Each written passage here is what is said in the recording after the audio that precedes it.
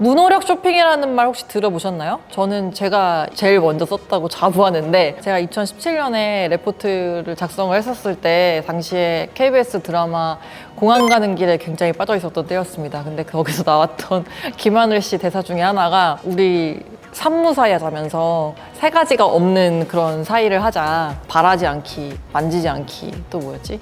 헤어지지 않기였나? 그래서 그거를 제가 갖다 붙이려고 유통업 내에서 산무 기술이라 해갖고 그때 당시에 엄청 핫했던, 그래서 무인 점포, 그다음 무인 물류까지는 됐는데 세 번째 무가 없는 거예요. 그래서 이 제로 에포트 쇼핑을 갖다가 무노력으로 번역을 해가지고 레포트를 썼는데, 작년 말에 11번가가 CTO 분이 발표를 하셨었는데, 그때 앞으로 무노력 쇼핑을 지향하겠다라고 발표를 했었거든요. 그래서 굉장히 반가웠습니다. 이 무노력 쇼핑의 핵심은 소비자가 주는 명령에 반응을 해서 자동으로 쇼핑을 좀 편리하게 해주겠다라는 게 내용의 핵심입니다. 스마트 기기를 통해서 이런 무노력 쇼핑을 침투시키려는 유통업체들의 노력이 있었었는데, 처음 시도되었던 방식은 14년도 4월 달에 아마존이 대시 완드라는 이런 긴 막대기 같은 거, 이걸 통해서 좀 하려고 했었던 것 같아요.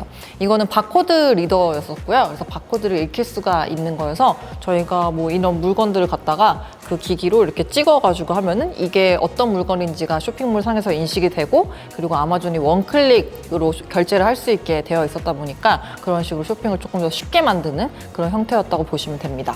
이어서 이거가 조금 더 레벨업돼서 나왔던 게 아마존 대시 버튼이었는데요.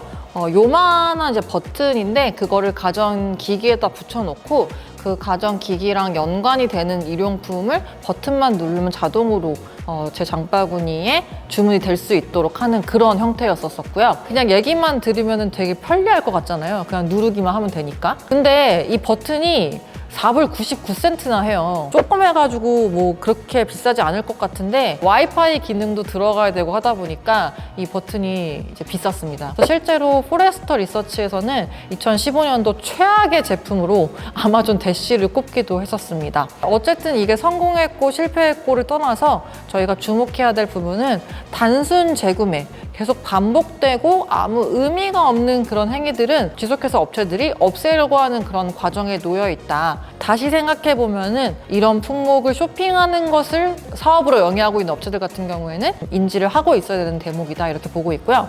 한 발 더 나아가서 예측형 커머스도 한 단계 더 진화할 거라고 보고 있습니다. 사물 인터넷으로 기기들이 서로 연결이 되고요. 챗 GPT 같은 인공지능이 고객에 대해서 정보를 수집을 하고 또 분석을 해서 자동으로 쇼핑이 되게 해주는 기술인데요. 이미 축적된 데이터가 있을 거고요. 실시간 정보가 있을 텐데, 이거 두 개를 결합을 해서 고객이 상품 구매에 대한 니즈를 파악하기도 전에 기기가 먼저 파악을 해서 자동으로 쇼핑을 하거나 또는 상품을 추천하는 그런 식으로 구현된다고 보시면 되겠습니다. 세제가 떨어질 것 같다라고 했을 때 세탁기가 세제 칸에 있는 양에 대해서 인지를 하고서 세제를 자동으로 주문을 할 수도 있고요. 냉장고에 있는 계란 칸이 서서히 비어가고 있다를 냉장고가 인지하고 계란을 주문할 수도 있는 거 있고요. 굉장히 허무맹랑한 얘기처럼 들리겠지만 실제로 레시피를 보여주고 어떻게 만드는지 가르쳐주는 오븐도 있고, 그리고 날씨나 계절에 맞춰서 세탁 코스를 추천해주는 그런 AI 세탁기도 나왔고요. 냉장고 안에 있는 식자재를 인지를 해서 그거에 맞춰서 식단을 짜주는 그런 냉장고도 출시를 했다 보니까 앞서 말씀드린 내용이 안 될 거다라고 단정 지을 필요는 없다는 판단입니다. 그래서 결국에 이런 편리함을 고객한테 제공을 함으로써 자사 플랫폼에 묶어두는 락인 효과까지 노리고 있는 게 이런 플랫폼들의 전략이라고 보실 수가 있겠습니다. 네, 챗GPT가 처음 나오고 나서 가장 먼저 회자되었던 내용은 보통 CS라고 얘기하는 것들, 이런 게 대체될 거라는 게 가장 큰 화두였던 것 같아요. 챗GPT한테 물어보니까 본인도 똑같이 얘기합니다. 얘기합디다.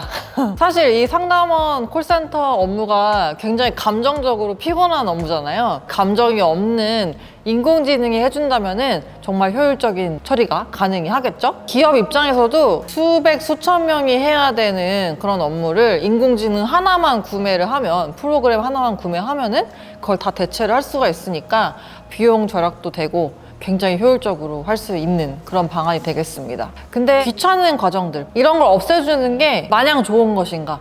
또 그렇게 봤을 때는 약간 생각해볼 만한 지점이 있는 것 같아요. 요새 퍼스널 컬러 테스트가 유행이잖아요. 제 친구가 그걸 하고 왔는데 얘기하는 얘기가 원래 내가 좋아하는 색깔이 있었는데 알고 보니까 그 나한테 받는 색깔이 아니란다. 그런 옷들이 많았고 그런 옷을 주로 샀었었는데 그걸 못 입게 돼서 좀 아쉽다 이렇게 얘기를 하는 거예요. 그래서 어떻게 보면은 이게 내가 사고 싶은 것을 알려준다라는 거는 이 정답이 없는 일에 정답을 굳이 찾아내는 그런 이렇게도 볼 수 있다 보니까 그래서 마찬가지로 인공지능이 개입하는 그런 쇼핑도 여러 가지 논란이 있을 수 있다. 그리고 또 쇼핑의 귀찮은 과정들을 없애준다. 사람들은 이 브랜드를 경험하고 고르는 재미도 분명히 추구하고 있습니다. 쇼핑이라는 행위가 단순히 뭐를 그냥 구매하는 데에만 의미가 있는 건 아니잖아요. 어떤 사람들은 친구들이랑 만날 때 같이 쇼핑을 하기도 하고 그리고 어떤 사람들은 이왕 가는 거 쇼핑몰 돌아오면서 걷는다 뭐 이런 식의 쇼핑도 있을 거고요. 그래서 이런 변화에 잠식되지 않으려면 이런 단순한 구매를 넘어서는 무언가를 지속적으로 추구해야 된다 이렇게 판단하고 있습니다. 요새 굉장히 팝업 스토어를 많이 기업들이 오픈을 하고 있는데 저는 이것도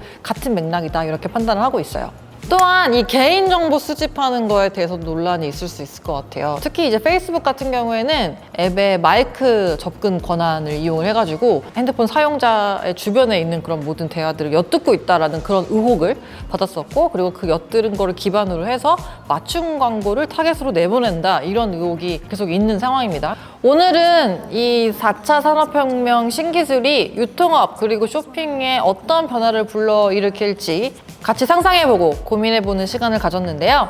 사실 오늘 제가 이 입고 나온 코디가 챗 GPT한테 물어봐가지고 조금 제가 응용해가지고 맞춰서 입고 나온 코디였는데 어땠나요? 오늘 영상 재미있으셨다면 여기저기 많이 전달을 해주시고요. 우리나라 유통기한은 언제까지? 아마존고 가는 날까지입니다. 그럼 저희 다음 시간에 뵙겠습니다. 안녕히 계세요. 썸네일을 위해서 네. 그거 한 번만 따라해 주세요.